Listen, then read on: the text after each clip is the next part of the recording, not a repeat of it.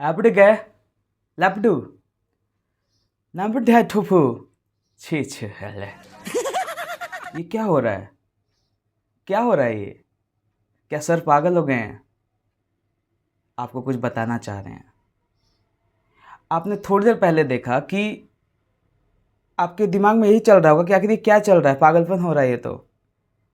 Sir क्या पागल हो गए हैं? तो ऐसे लोग आपको जानते हैं जब आप कोई भाषा नहीं बोलते हो और अचानक ऐसी आवाज़ें आपके मुंह से निकलने लगती हैं। लैंग्वेज लैंग्वेज सबसे बड़ा इन्वेंशन है, मुझे ऐसा लगता है। खाने का जब हमने जुगाड़ कर लिया था तो उसके बाद बारी आ जाती थी कि आखिर हम बात कैसे करें। तो सबसे बड़ा जो इन्वेंशन मैं मानता हूँ वो है लैंग्वेज। इसलिए कहा जाता है कि अपनी वाणी में मिठास रखो। बात जब करोगे तो सामने वाला कितना भी कड़वा क्यों ना हो, आपकी वाणी से उसके अंदर मिठास आ जाए। तो लैंग्वेज पे आपको ध्यान देना है, अपनी वाणी पर ध्यान देना है। मैं सतीश कुमार, आपको पता है कि इंग्लिश पढ़ाता हूँ, और वो बच्चे जो नए हैं जिनको नहीं पता है, वो एक चीज़ बस ध्यान रखना, इन लोगों को पता है, आप ध्यान में रखना कि आपको रिवाइज, प्रैक्टिस, ये दो ऐसी चीज़ें हैं जो आपको लैंग्वेज पे कमांड लेकर आएगी। Because without using grammar in your daily life, what is the use of learning grammar. कहने का मतलब है कि ग्रामर का पढ़ने का फ़ायदा ही क्या जब आप उसको डेली लाइफ में यूज़ ही नहीं कर रहे हो बेटा। तो आपको ध्यान रखना है कि जो भी पढ़ाया जाए उसको आपने यूज़ करना है, पढ़कर, दूसरों के साथ बोलकर। सबसे बड़ा हर्डल यहाँ पे यही आता है कि भोजपुरी हमने सीख ली, हिंदी सीख ली है, इसीलिए क्योंकि यहाँ पे माहौल था। माहौल इंग्लिश में भी है, आप थोड़ा ध्यान से देखो। क्लास में जा रहे हो आप, इंग्लिश पढ़ाया जा रहा है, घर पे आ रहे हो, बुक है आपके पास, बुक में स्टोरीज़ हैं, बुक में सेंटेंसेस हैं, वहाँ माहौल बनाओ ना। और हमें इंग्लिश एक तरीके से फॉर्मल कन्वर्सेशन के लिए ही सीखना है। घर में तो हम लोग, घर में बोलोगे इंग्लिश, जूता चप्पल मारेगी मम्मी। ज़्यादा अंग्रेज़ नहीं बनना है यहाँ पे, ठीक है। घर में तो हमें अपनी भाषा ही बोलनी है, हमें फॉर्मल लैंग्वेज सीखना है। और फॉर्मल लैंग्वेज सीखने के लिए बुक और जो टीचर आपके ग्रामर वगैरह पढ़ा रहे हैं, वर्ड मीनिंग याद करवा रहे हैं, मोर देन इनफ होता है। मैं यहाँ पे, मेरा जो टारगेट है, आपको ये नहीं कहना है कि आप इंग्लिश ही सीखो, हिंदी मत सीखो, ये मेरा नहीं कहना है। आप एक नया लैंग्वेज सीखो, एक और लैंग्वेज अपनी झोली में डाल लो। और इंग्लिश इंग्लिश सिर्फ आपकी एक ये आसपास की और छोटे एरिया की लैंग्वेज नहीं है, जिस तरीके से भोजपुरी और ये हिंदी हमारे कंट्री में बोली जा रही है। इंग्लिश पैन वर्ल्ड में बोला जा रहा है, पूरा वर्ल्ड में इसको बोला जा रहा है। कहीं पे भी अगर जाओगे फ्यूचर में, आप हिंदी ना जानो, आप भोजपुरी ना जानो, इंग्लिश बोलो, आदमी समझ सकता है। तो इंग्लिश आपको सीखना है। इसीलिए यार, पागल थोड़ी ना है कि हर बोर्ड में, स्टेट बोर्ड देख लो, आप अपना बिहार बोर्ड देख लो, ऐसा थोड़ी ना है कि उसने इंग्लिश डाला हुआ है, कंपलसरी किया हुआ है इंटर वालों के लिए। 10th में भी आने वाले टाइम में कंपलसरी होगा ही होगा, आप लोग देख लेना। क्यों कंपलसरी का मतलब है कि आपको सीखना ही सीखना है। तो क्यों कर रखा है? क्योंकि उन लोगों को पता है। आप देखो कि जितनी अच्छी अच्छी किताबें हैं इंग्लिश में लिखी हुई है। अरे आप साइन करने जब जाते हो तो किस पे करते हो? इंग्लिश में ही करते हो।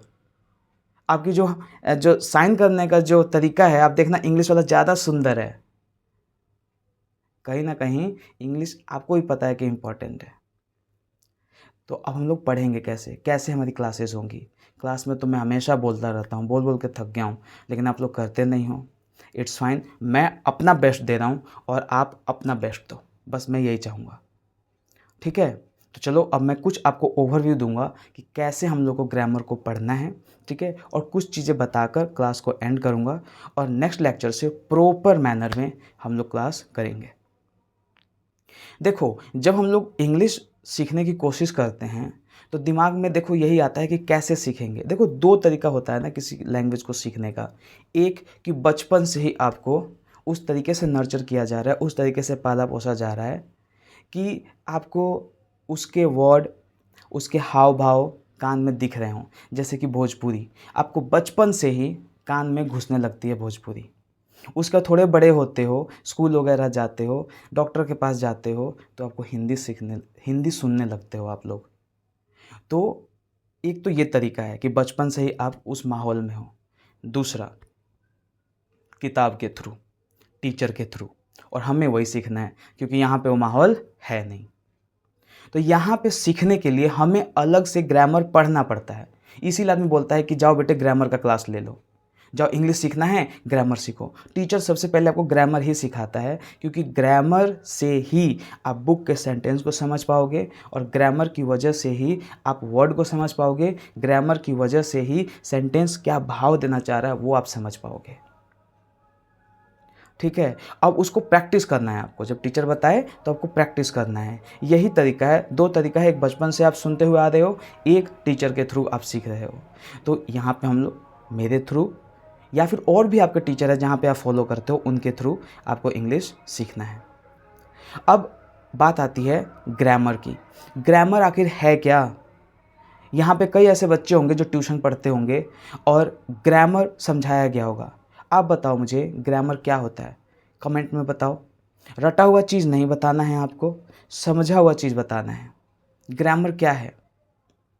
देखो मैं बताता हूँ ग्रामर क्या है। देखो आप एक सेंटेंस देखो ना, अगर कोई आप लैंग्वेज बोलते हो तो क्या होता है, उसमें एक सेंटेंस होता है, उसमें ढेर सारे वर्ड्स होते हैं। जैसे मैं एक अभी सेंटेंस बोल रहा हूँ कि they are going to Patna. ठीक है, इसमें दे एक वर्ड है, आर एक वर्ड है, गोइंग वर्ड है, टू वर्ड है, पटना एक वर्ड है। तो ये सारे क्या हैं? वर्ड हैं।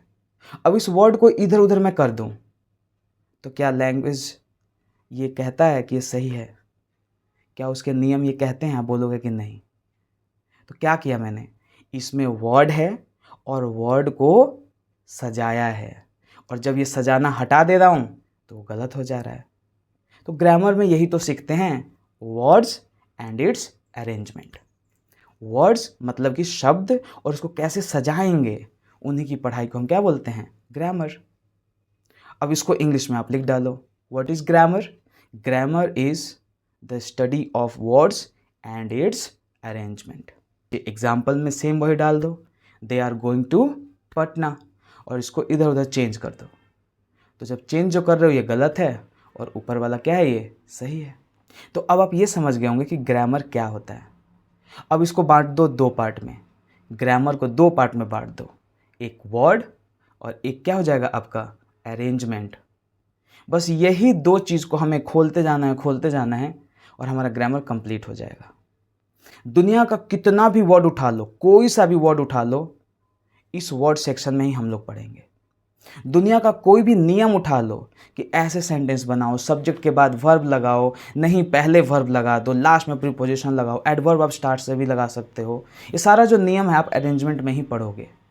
तो आपको ये ध्यान रखना है कि ये दोनों को साथ में लेकर चलना है, और मैं आगे की क्लासेस में आपको दिखाऊंगा कि किस तरीके से हम लोग साथ में लेकर चल सकते हैं वर्ड्स और अरेंजमेंट को।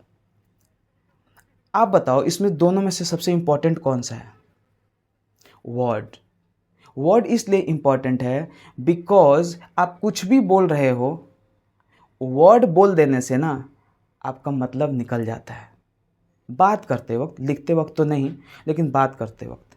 जैसे मान लो कि आपको बोलना है कि please give me that notebook, ऐसे कहना हो। अब आपको मान लो कि ये स्ट्रक्चर इतना नहीं पता है, आप बोल सकते हो ना give give book, book give, book give. मतलब वर्ड पता है बुक, गिव पता है वर्ड, उससे आपकी बात बन जा रही है ना। तो वर्ड, वर्ड आपको ढंग से पढ़ना है, और वर्ड पढ़ने के लिए हमने उसको 8 पार्ट में बांटा हुआ है, 8 पार्ट। अब ये 8 पार्ट आपको पता चल गया होगा, पार्ट्स ऑफ स्पीच। तो पार्ट्स ऑफ स्पीच में क्या क्या होता है? नाउन होता है, प्रोनाउन होता है, एडजेक्टिव होता है, एडवर्ब होता है, वर्ब होता है, प्रीपोजिशन होता है, कंजंक्शन होता है, इंटरजेक्शन होता है ना। तो ये 8 चीज़ आपको पढ़ना है, और आपका वर्ड वाला सेक्शन ख़त्म हो जाएगा। ये कहने के लिए 8 लग रहा है, लेकिन इसका कोई अंत नहीं है। वर्ड का कोई अंत है जी? चलते फिर तो कोई भी वर्ड मिल सकता है। हाँ, अब यहाँ पे एक वर्ड आता है, घोड़ा सड़क पे अड़क कर भाग गया। ये अड़कना एक वर्ड है ना। तो वर्ड कहीं से कुछ भी आ जाएगा। घोड़ा का वर्ड यहाँ पे पता होगा, सड़क का पता होगा। घोड़ा सड़क पे अड़क कर भाग गया, कूदने का जंप होता है, अड़कना का क्या होता है? कमेंट में बताना आप सर्च करके। तो वर्ड कहीं से भी मिल सकता है। और हम लोग ये पार्ट्स ऑफ स्पीच पढ़ेंगे, ठीक है। इसके बाद अरेंजमेंट में आपका बहुत सारा चीज़ आता है। सबसे सिंपल आपको टेंस पढ़ाया जाता है। टेंस से बहुत सारी चीज़ें ख़त्म हो जाती हैं, ठीक है। टेंस है, आपका नरेशन है, वॉइस है, और भी बहुत सारी चीज़ें हैं। धीरे धीरे हम लोग इस चीज़ को कवर करेंगे। आज आपको बस इंट्रोडक्शन ही देना था कि आखिर हम लोग पढ़ेंगे क्या।